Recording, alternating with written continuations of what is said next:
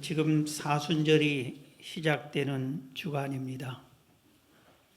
사순절일 그 기간은 예수님 부활 주일 앞에 40일 동안, 주일을 뺀 40일 동안의 기간입니다. 이번 주 수요일부터 4월 8일 토요일까지가 사순절 기간입니다. 이 사순절은 예수님께서 우리를 이 땅에 대속하시려고 고난 당하신 것을 우리가 묵상을 하면서 그 주님의 은혜와 또 그 사랑을 우리가 깨달으면서 우리 개인의 육체의 정욕을 죽이고 금식 기도도 하고 또는 기도와 말씀으로 참회도 하면서 자기 자신을 이렇게 깨우치는 성찰하는 이런 시간을 갖습니다. 그래서 우리 교회에서는 이 기간 동안에 마가복음을 필사하자, 예수님의 행적을 나아서 죽기까지, 사복음서 중에 제일 짧습니다. 16장밖에 안 됩니다. 그래서 이 마가복음을 우리가 기록하면서 예수님을 한번 배워보는 겁니다. 그리고 성경 완독하자, 한 가지 이상을 사랑을 실천하자, 이 세 가지를 실천하는 운동을 갖습니다. 오늘 저는 이 사순절 문턱에서 예수님의 마음 중에서 사순절에 예수님의 마음을 생각하면서 그 중에 겸손에 대해서 말씀을 드리려고 합니다. 예수님께서 자기 자신을 가리켜서 이렇게 말했습니다. 마태복음 11장 28절에 나는 마음이 온유하고 겸손하니, 예수님이 자신을 가리켜서 나는 마음이 온유하고 겸손하니 나의 멍에를 메고 배우라. 그래야만 너희 마음이 쉼을 얻으리니. 예수님의 마음이 온유하고 겸손하다. 이것을 배워라. 이렇게 말씀을 하고 있습니다. 그래서 오늘은 우리가 예수님의 마음 중에 겸손을 한번 살펴보는데, 겸손이라는 것은 자신을 낮추고 상대방을 인정하고 높이는 욕망 없는 마음 상태다. 이렇게 사전은 말합니다. 이 겸손은 그리스도인이 가져야 할 가장 중요한 덕목 중에 하나입니다. 우리 스스로 자기 자신의 가치를 낮추면서 자기보다 우리보다 못한 이들을 그리스도의 마음으로 높여주면서 섬기는 것을 말합니다. 히브리어로는 아나으라고 그렇게 아나으 이렇게 말하는데, 절한다 또는 낮춘다, 자기 자신을. 그리고 자기 자신을 일부러 천하게 여긴다, 이런 뜻이 있습니다. 자신을 하나님 앞에서 낮추는 것을 말하는데, 여기서 우리가 깨달은 것은 자기를 비하하는 것이 아닙니다. 비굴한 행동을 하라, 그건 아니에요.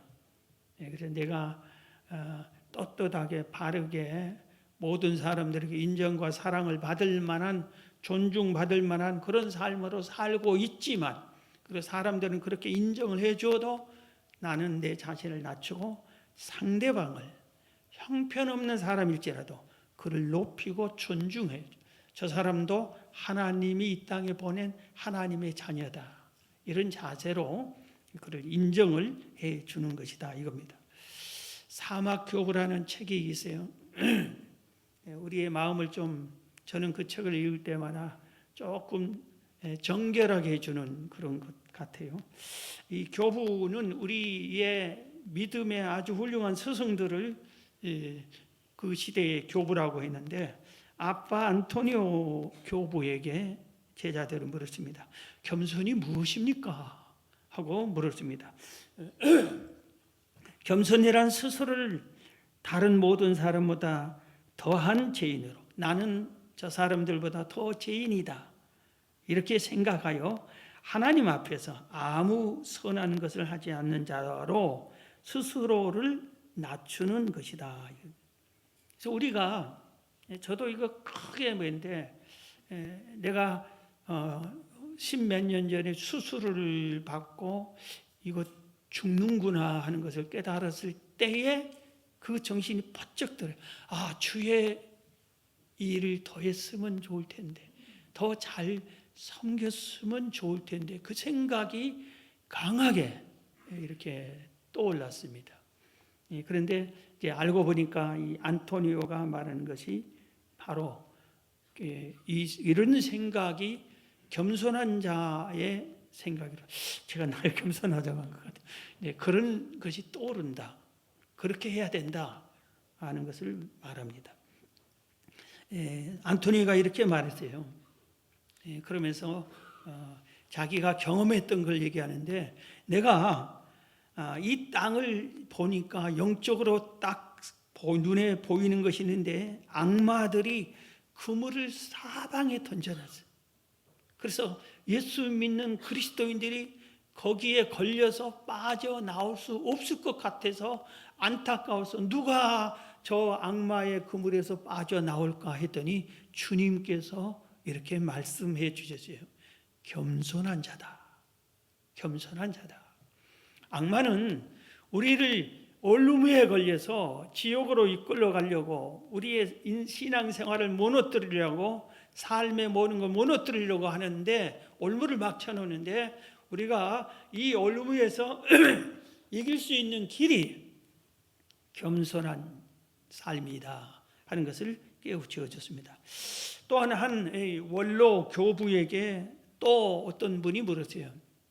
겸손이 무엇입니까? 했더니 형제가 그대에게 죄를 지었다, 잘못을 했다. 그런데 그 형제가 너에게 와서 잘못했습니다 하기 전에 그 형제를 용서하는 것이다. 이것이 겸손이다 그랬습니다. 우리는 누가 나한테 잘못을 했어요. 그러면 어떻습니까? 그가 잘못했다고 빌 때도 용서를 해줄까 말까, 이게 보통 사람들이잖아요. 그런데 겸손한 자는 어떤 사람이냐? 그가 나한테 잘못했어요. 그런데 그가 나한테 잘못했다고 하지도 않아. 그럼에도 불구하고 내가 그를 용서해 주는 것이 겸손한 자다 하는 것을 압니다. 이렇게 말했습니다. 예수님을 보면 예수님이 다 그랬어요. 예수님의 삶이 그랬습니다. 성 어거스틴에게 제자들이 기독교의 제일 되는 덕목이 무엇입니까? 하고 물었으니까 첫째도 겸손이요, 둘째도 겸손이요, 셋째도 겸손이다. 기독교인의 가장 중요한 덕목은 겸손이다 이렇게 말했습니다. 성 안토니오는 마귀가 가장 두려워하는 사람은 겸손한 자다. 마귀가 가장 두려워하는 사람 겸손한 자다. 반면에 하나님이 가장 미워하는 사람이 교만한 자다. 이렇게 이 성 안토니오는 말했습니다. 자, 그러면은 우리가 이 사순절을 접어드는 이 기간에 예수님의 마음을 배우는데, 예수님의 마음의 겸손이 어떤 겸손이었는가, 성경은 예수님의 겸손을 어떻게 설명하는가를 우리가 배워야 되는데, 오늘 본문이 그것을 말씀해 주세요. 본문을 다시 읽어드립니다. 빌립보서 2장 5절에 너희 안에 이 마음을 품으라, 곧 그리스도 예수의 마음이니. 이 예수님의 마음을 너도 품어라. 예수님의 마음. 그런데 그 마음이 어떤 마음이나 설명해 줍니다. 6절. 그는 근본 하나님의 본체시나 하나님과 동등됨을 취할 것으로 여기지 아니하시고 오히려 자기를 비워 종의 형체를 가지사 사람들과 같이 되셨고 사람의 모양으로 나타나사 자기를 낮추시고 죽기까지 복종하셨으니 곧 십자가에 죽으심이라 이겁니다. 예수님께서는 하나님과 동등한 분이시세요. 아버지 하나님과 아들이신 성자 하나님이신 예수님, 성령 하나님, 이 삼위일체 하나님은 동등하신 분입니다. 그런데도 불구하고 이 동등됨을 취할 것으로 여기지 않고 아버지 하나님께서 아들 하나님 예수님에게 네가 이 세상에, 죄 많은 세상으로 내려가서 인간의 몸으로 내려가서 이 많은 죄의 싹선 사망이니 대신 대속의 제물이 돼서 죽어 주어라. 그렇게 할 때 복종했다 이겁니다. 이게 예수님이 정말 우리가 따를 수 없는 겸손인 겁니다.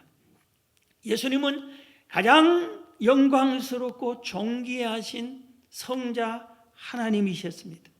낮고 천한 이 땅에 갈 필요도 없고 오실 이유도 없는 거예요. 그분 입장에서, 예수님 입장에서 보면. 그런데도 아버지 하나님이 이렇게 내려가라 하실 때, 그렇다면 내려오시면 그 존귀하신 분이 오실 때 최고급 호텔에서 오신다든지 왕궁에 오신다든지 아니면은 가장 멋있고 아름다운 스위스 산장에 있는 그런 별장 같은 곳에 오신다든지 해야 하는데 예수님은 그렇지 않았잖아요. 돼지우리, 닭우리와 비슷한 말구유에 이렇게 낮고 천한 곳에 이렇게 오셨습니다. 예수님이 이 땅에 오신 것은 자신을 위해서 오시는 것이 아니에요. 자신을 위해서. 우리를 위해서 오셨어요. 우리는 이 세상의 삶을 살 때 자신을 위해서만 살잖아요. 나를 위해서만 살잖아요. 그런데 겸손한 자의 삶은 나만을 위해서 하는 게 아니라 우리를 위해서 사는 것이고 하나님을 위해서 사는 것이라는 것을 우리가 배워야 됩니다. 예수님은 오셔서도 섬김을 당연히 받아야 할 분이시잖아요. 존귀하신 만왕의 왕이신. 그런데 그분은 섬김을 받는 게 아니라 오히려 섬기는 것을 본으로 보이시고 섬기러 오셨습니다. 그래서 이 땅에 죄인, 병든 자, 가난한 자, 실망하고 좌절하고 낙심한 자, 헐벗은 자, 고아, 과부, 이런 약하고 버림받은 이런 자들을 더 가까이 오셔서 위로해주고 싸매주고 고쳐주시고 죄를 용서해 주셨습니다. 예수님의 겸손이 이렇게 존귀하구나, 정말 귀하고 감사한 것을 우리가 깨달아야 됩니다. 그런데 성경은 우리에게, 예수를 믿는 우리에게 너희들도 예수님 믿으면, 예수님 자녀거든, 하나님의 자녀가 됐으면, 그리스도인이 되었으면 겸손하라 이렇게 말씀하고 있습니다. 그러면 성경이 말하는 겸손이 어떻게 하라고 했는 것인지 우리가 좀 살펴보면, 먼저 자기보다 남을 낮게 여기라 그랬습니다. 오늘 본문 빌립보서 2장 5절부터 낭독했는데 그 앞절에 있는 내용들 보면, 빌립보서 2장 2절부터 보면은 마음을 같이하여 같은 사랑을 가지고 뜻을 합하며 한 마음을 품어 아무 일에든지 다툼이나 허용으로 하지 말고 오직 겸손한 마음으로 각각 자기보다 남을 낮게 여기고 각각 자기 일을 돌본 뿐더러 또한 각각 다른 사람들의 일을 돌보아 나의 기쁨을 충만하게 하라 그랬습니다. 우리가 이렇게 공동체 이렇게 보면은 참 어떻게 보면은 치사할 정도로 못된 사람들이 있잖아요. 그런데도 불구하고 저 사람이 나보다 나은 것이 있다. 저분도 하나님의 자녀다. 하나님의 사랑받는 하나님의 귀한 하늘나라 왕자 공주다. 이런 자세를 가지고 나보다 낮게 여길 줄을 알아야 된다면 이겁니다. 이렇게 하기가 쉽지 않아요. 전부 다 내가 최고인 거로 이렇게 하면서 살려고 하고 내 마음에도 그런 생각들이 많아. 그런데 겸손하게 사는 사람은 남을 나보다 낮게 여기는 겁니다. 그 다음에 또 이 겸손하게 살라고 하면서 말씀한 것은 사랑하고 살아라, 감사하면서 살아야 된다. 이걸 말씀해 주고 있습니다. 골로새서 3장 12절 이하에 보면, 그러므로 너희는 하나님이 택하사 거룩하고 사랑받는 자처럼 네가 사랑을 받았느냐? 긍휼과 자비와 겸손과 온유와 오래 참음을 옷 입고 누가 누구에게 불만이 있거든 서로 용납하여 피차 용서하되 주께서 너희를 용서하신 것 같이 너희도 그리하고 이 모든 것 위에 사랑을 더하라. 이는 온전하게 매는 띠니라. 그리스도의 평강이 너희 마음을 주장하게 하라. 너희는 평강을 위하여 한 몸으로 부르심을 받았나니 너희는 또한 감사하는 자가 되라. 그리스도의 말씀이 너희 속에 풍성히 거하여 모든 지혜로서 피차 가르치며 권면하고 시와 찬송과 신령한 노래를 부르며 감사한 마음으로 하나님을 찬양하고 또 무엇을 하든지 말에나 일에나 주 예수의 이름으로 하고 그를 힘입어 하나님 아버지께 감사하라 이겁니다. 겸손한 자는 겸손의 옷을 입고 이웃을 대하여 사랑하고 감사하라, 감사하라, 감사하라 이렇게 반복해서 이렇게 가르쳐주고 있습니다. 우리의 마음에 미워하고 싫어하고 이러면 교만한 자입니다. 왜 싫어합니까? 왜 미워합니까? 그 사람이 여러분을 향해서 총을 겨누고 칼을 겨누고 있습니까? 그럴지라도 우리는 성경을 보면은 그를 미워하지 말고 사랑해야 되는데 우리는 그렇지도 않는데 그냥 뭐 만나서 대화도 안 해보고 그냥 싫어, 그냥 미워, 이런 철없는 그 젊은이처럼 그렇게 해서는 안 된다 이겁니다. 자, 그 다음에 겸손하게 살라고 성경 말하면서 스스로 높은 채 하지 말라. 잠언 25장 6절 7절에 그랬습니다. 높아지려고 애를 쓰지 말아라. 남들이 높여주게 돼 있어요. 내가 높음을 받을 만한 사람이면은 나는 가만히 있어도 남들이 높여준다고요. 그게 진짜 높임을 받는 겁니다. 스스로 높은 채 잘난 채 아무리 해봐도 사람들이 뒤에서 다 비웃습니다. 겸손한 자는 스스로 높은 채 하지 않습니다. 잠언 27장 2절 보면은 스스로 자기 자신을 칭찬하지 말라 그랬어요. 자기 자신을 스스로 칭찬하지 말라. 남이 나를 칭찬하게 하라 이겁니다. 마태복음 20장 26절 27절에 보면은 남을 섬기는 자가 되래. 남을 섬기는 자가 되라.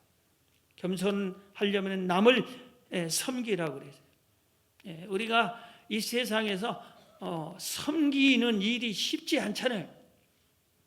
겸손한 자는 이렇게 섬기는, 그래서 굳은 일을 내가 하려고 그래요. 이런 마음이 우리에게 있어야 되는 거예요. 공동체 굳은 일은 내가 해야 되겠다. 이게 겸손한 자의 삶입니다. 어디서 보면 굳은 일은 언제나 피하고 있는데 그건 교만한 사람이라 이겁니다. 그 다음에 청함 받을 때 말석에 앉으라. 누가복음 14장 10절. 청함을 받을 때, 초대받았을 때 꼭 상석에 앉으려고 하지 말라.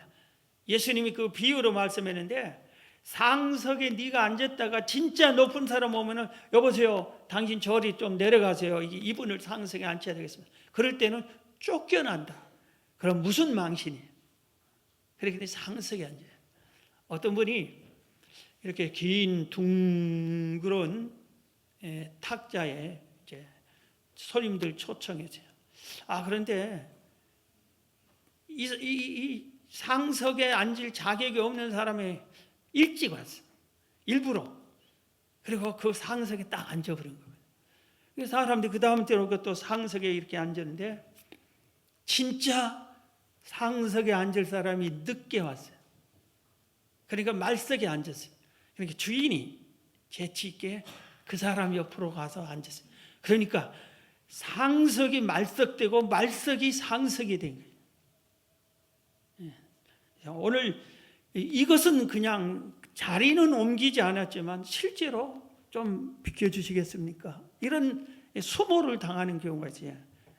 자기를 높음을 좋아하고 상석을 좋아하고 잘난 체하기를 좋아하는 것을, 여러분 우리가 처음에 어느 교부가 말한, 성 안토니오가 말한 것처럼 하나님이 가장 미워하는 것은 교만이다. 우리가 하나님께 미움받아서는 안 됩니다. 마귀가 가장 두려워하는 것은 겸손한 자예요. 겸손한 자입니다.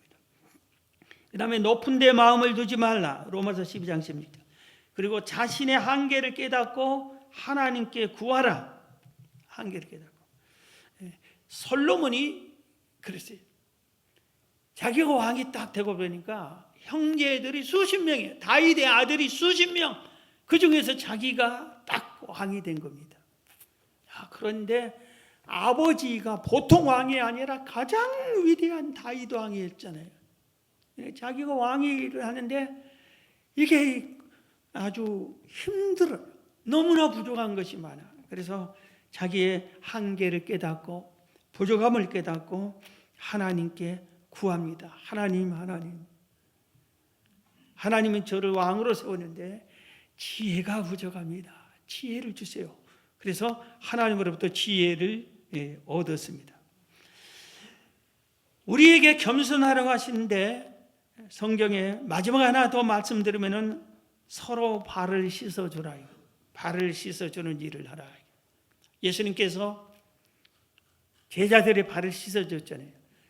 발을 씻어주는 것은 낮은 자 중에서도 가장 낮은 자가 하는 일이에요. 천한 자 중에서 가장 천한 자들이 하는 일이 사람들의 발을 씻어주는 일이에요. 그런데 예수님이 그걸 했습니다. 제자들이 깜짝 놀라고 안 됩니다 했는데 예수님이 발을 다 씻어주면서 내가 너희를 섬긴 것처럼 이렇게 발을 씻어주는 것처럼 너희들도 남의 발을 씻어주고 섬기는 일을 하라 이렇게 교훈을 하셨습니다. 찬송가 534장에 보면은 1절 주님 찾아오셨네 모시어 드리세 가시관을 쓰셨네 모시어 드리세 있잖아요. 3절을 보면은 겸손한 자 찾도다 모시어 드리세 하늘에서 부르네 모시어 드리세 좋은 자리 드리고 주실 은혜 구하세 하늘나라 세우세 모시어 드리세. 누구를 찾느냐고?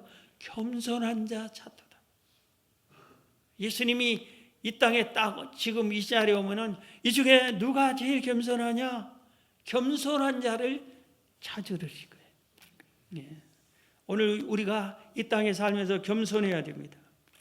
겸손할 수 없는 높은 자리에 있는데도 겸손했던 사람들을 몇 번 소개합니다. 프랑스의 소르본 대학이라는 대학이 있습니다. 이 대학이 좋은 유명한 대학에서 거기 출신들이 많은 국가의 중요한 일도 하고 좋은 인재를 많이 길러냈어요. 그 중에 재학생 중에 포항가리라고 하는 이 재학생이 대통령이 됐습니다. 그런데 그 소르본 대학에서 아주 중요한 기념 행사를 했어요. 그 학교에 아주 유명한 오른 라비스라고 하는 교수님이 계시는데 이분이 교수님의 그 심호한 지 50주년이 됐죠. 그래서 그 학교에서 이렇게 특별하게 50년이나 해서 수많은 인재를 프랑스에 배출해서 세계적인 인재를 배출한 훌륭한 이 교수님을 기념하는 50주년 행사를 가졌습니다. 여러 가지 이제 행사들이 다 있고 답사하는 시간에서 이 라버스 교수님이 딱 단에 서서 보니까 내빈석도 아니고 저 뒤에 청중석의 맨 뒤에 현직 대통령이 앉아 계시는 거예요. 그리고 깜짝 뛰어가서 아니 대통령께서 거기 앉으시면 되냐고 단상에 올라오시라고 이렇게 하니까 이 포항가리라고 하는 이름을 가진 대통령이 뭐라고 하냐면 선생님 오늘 저는 제자로 이 자리에 온 겁니다. 선생님이 저를 잘 길러주어서 오늘 제가 있습니다. 극구 사양을 해서 거기 있는 많은 청중들이 오히려 이 대통령을 축하해주고 훌륭한 대통령이다 인정을 받았다고 합니다. 미국의 엘라베마주에 터스키스라는 대학이 있습니다. 이 대학에 새로운 총장님이 오셨어요. 그런데 흑인이에요. 아주 유명한 교육가를 부커 워싱턴이라고 하는 이 총장님이 취임을 했습니다. 지역에서 이제 알려지지도 않았어요. 이제 취임한 지 얼마 되지가 않았어요. 그런데 이 총장님이 어느 날 그 지역의 부촌 부자들이 사는 동네 길을 산책을 했는데 어느 백인 여성이 그냥 일 없어 노는 흑인인 줄 알고 이 총장님을 부르더니 여기 장작 좀 펴달라고, 그럼 내가 몇 달러 주겠다고 그러니까 이 총장님이 웃으면서 그럼 제가 해드리겠습니다 하고 장작을 열심히 펴가지고 난로 옆에 예쁘게 잘 쌓아주었습니다. 그러고 가는데 그때 마침 바로 그 집에 하인 소녀가 알아봤어요. 우리 동네의 대학에 흑인인데, 같은 흑인인데 총장님이 되시다. 그래서 유심히 알아봤는데 바로 그분이라. 그래서 주인님한테 얘기했어요. 우리 장작 패준 그분이 총장님이세요. 그래서 부랴부랴 그 다음날 총장실 문을 두드렸어요. 그리고 백배 사죄, 제가 총장님 몰라보고 그냥 지나가는 일꾼인 줄 알고 이렇게 장작 패라고 시켜서 죄송합니다 했더니 이 총장님이 아니라고, 나도 가끔 육체적인 일을 하는 걸 즐겨합니다. 아무렇지도 않습니다. 괜찮습니다. 그랬다고 합니다.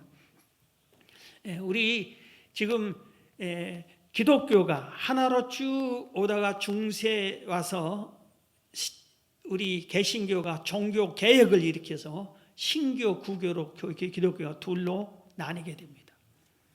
이때 이 개혁주의자 중에 대표적인 사람들 중에 마르틴 루터가 있어요. 그리고 쭈빙길가 있어요.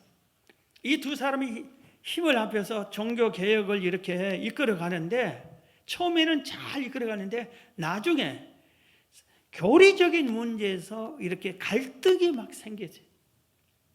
특히 성찬식에 대해서 성찬이 뭐냐 이런 식으로 갈등이 많이 생겨서 나중에는 아주 씩씩거리고 말이야. 둘이 아주 막 속상하고 아주 그런 사이가 되고 말았어요. 그런데 어느 날 두 사람이 스위스 산을 등산을 같이 하기로 머리를 식히자 하고 등산을 같이 하러 가는데 어느 산 깊은 곳에서 염소 두 마리가 외나무 다리에서 만난 것을 봤어요. 그래서 두 사람 다 저 염소들이 아주 싸우겠군, 피 터지게 싸우겠구나 이렇게 했는데 웬걸 아래에서 올라가는 염소가 갑자기 바짝 엎드리더래요. 그러니까 위에서 오는 염소가 뭐 고개를 끄덕끄덕 이렇게 뭐 하고 하더니 그 아래에서 올라온 엎드린 염소 등을 타고 무사히 외나무 다리를 건너더래요. 그래서 그 다음에 이제 이 엎드린 염소가 일어나서 자기는 올라가더래요. 그래서 이걸 두 사람이 보고 다시 화해하고 힘을 합쳐서 개혁을 완수했다고 합니다. 여러분, 사도 바울이 왜 이렇게 위대한 하나님의 사도요 일꾼이었냐? 겸손했기 때문에. 바울이 제일 먼저 주님의 이름을 부르받고 한 이름을 바꿨어요. 사울은 가장 높은 자란 뜻이에요. 자기 이름이 사울. 그리고 그 이름 값을 해서 가장 높은 자리에 올랐어요. 최고 학문을 배우고 많은 사람들에게 인정받고 예수쟁이들을 잡아 죽이는데 두목 노릇하고 이런 최고 자리에 올라 이름값을 했는데 예수님을 만나고 보니까 자기 행위가 죄인 중에 죄인이란 걸 깨닫았어요. 그리고 사람이 자기를 이렇게 높여봐야 하나님이 싫어한다는 걸 깨닫았어요. 그래서 이름을 바울로 바뀌었어요. 낮은 자로, 작은 자로 이름을 뜻을 가진 바울로 이름을 바꿔서 평소처럼 이제 완전히 바뀌어서 겸손하게 주의 사역을 감당을 했습니다. 성경은 우리에게 겸손하라고 명령만 한 게 아니라 겸손하는 자에게 이런 은혜를 베풀어주고 이런 축복을 주겠다고 약속도 했어요. 우리는 이런 축복을 받기 위해서 겸손하려고 하는 그건 아니지만 예수님을 닮아서 겸손할 때에 이런 은혜를 베풀어 주는데 그 중에 하나가 영광을 누리게 해줍니다. 영광을 누려. 오늘 본문은 5절부터 우리가 이런데 9절부터 이렇게 보면은 빌립보서 2장 9절에 이러므로 하나님이 그를 지극히 높여, 예수님을 지극히 높여 모든 이름 위에 뛰어난 이름을 주었어요. 영광스럽게 해주셨어요. 왜? 하나님이신데 인간의 몸으로 오셔서 겸손하게 아버지 하나님께 복종한 그 예수님을, 겸손하게 하신 그 예수님을 모든 이름에 가장 뛰어난 영광스러운 이름으로, 그리고 10절 하늘에 있는 자들과 땅에 있는 자들과 땅 아래에 있는 자들로 모든 무릎을 예수의 이름에 꿇게 하시고 모든 입으로 예수 그리스도를 주라 시인하여 하나님 아버지께 영광을 돌리게 하셨느니라. 겸손하신 예수님을 아버지 하나님께서는 하늘과 땅의 온 세상에 가장 높은 영광의 자리에 앉게 해 주셨다 이겁니다. 우리가 예수님처럼 겸손하게 살기도 어렵고 예수님처럼 순종하게 100% 못한다 할지라도 우리도 겸손하게 주의 뒤를 따라서 이렇게 살아가면은 언젠가 어디서나 우리가 영광의 자리에 오르게 해 주실 것을 믿습니다. 오늘 겸손한 자에게 주신 은혜 보면은 높아지는 은혜를, 영광뿐만 아니라 실제로 높아지는 은혜를 주는데, 누가복음 18장 14절에 보면 무릇 자기를 높이는 자는 낮아지고, 무릇 자기를 높이는 자는 낮아지고 자기를 낮추는 자는 높아지리라. 누가복음 18장 14절에 그렇게 약속을 하셨어요. 자기를 높이려고 애쓰는 사람은 낮게 해버려요, 예수님. 자기를 낮추려고 남을 나보다 더 낮게 여기고 이런 사람은 높여준다 이겁니다. 시편 17절에 보면 기도 응답을 받게 해주신다고 그랬어요. 여호와여 주는 겸손한 자의 소원을 들으셨사오니, 겸손한 자가 간절히 소원을 품고 기도하면 하나님이 들어주신다 약속을 하셨어요. 여러분의 기도가 응답이 안 될 때 한 번쯤은 생각해 보세요. 내가 교만한 게 아닌가? 내가 겸손하지 못한 게 뭐가 있나? 우리 자신을 살펴보시기 바랍니다. 그 다음에 우리를 붙들어 주신다고 그러지. 오늘날 같은 이 시대에 붙들어 주신 게 얼마나 다행하고 감사한지, 이 약속이 시편 147편 6절에 보면은 여호와께서 겸손한 자들은 붙드시고 악인들은 땅에 엎드려 들으시는도다 그래서